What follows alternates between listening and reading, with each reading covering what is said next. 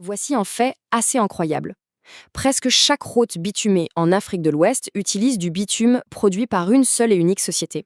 Des grandes autoroutes urbaines aux petites routes de campagne, qui se cache vraiment derrière cet immense chantier régional?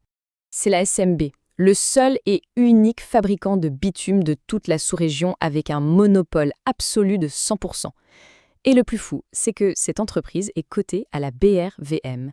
Section 1. Le monopole ouest-africain. Cette entreprise, c'est la Société multinationale de bitume. Fondée en 1976 à Abidjan, sa mission est monumentale. Elle raffine du pétrole brut lourd pour en faire le bitume routier qui connecte nos pays.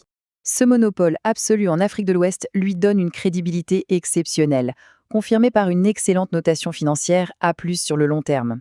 Section 2, un bilan vraiment déton. Les résultats de 2025 donnent le tournis. La trésorerie a littéralement quadruplé pour atteindre 24 milliards de francs CFA. Un bond spectaculaire propulsé par un recouvrement massif de créances. La machine tourne à plein régime. On parle d'un résultat net de 13,1 milliards en hausse de 50%, d'un chiffre d'affaires colossal de 206,7 milliards et d'un excédent brut d'exploitation à plus 42%. Le clou du spectacle, zéro dette à long terme. Un bilan incroyablement solide. Section 3, une histoire en montagne russe. Car oui, l'historique financier est digne d'un film. Il y a eu un record historique de 17,26 milliards en 2023, porté par l'effervescence de la Cannes et le Programme national de développement.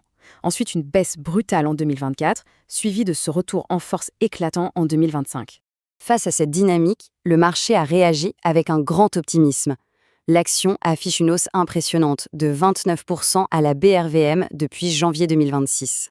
Section 4, le verdict industriel. Le constat est fascinant. D'un côté, la sécurité absolue avec un monopole régional, une note A+, et aucune dette. De l'autre, des résultats cycliques fortement dépendants des budgets de l'État. En clair, c'est une valeur industrielle unique en Afrique de l'Ouest, assise sur un besoin d'infrastructures permanent, mais dont la cyclicité doit absolument être anticipée. Une question essentielle s'impose alors pour conclure notre explication. Combien de temps un tel monopole absolu peut-il naviguer sereinement sur les vagues incessantes et cycliques des budgets de l'État ?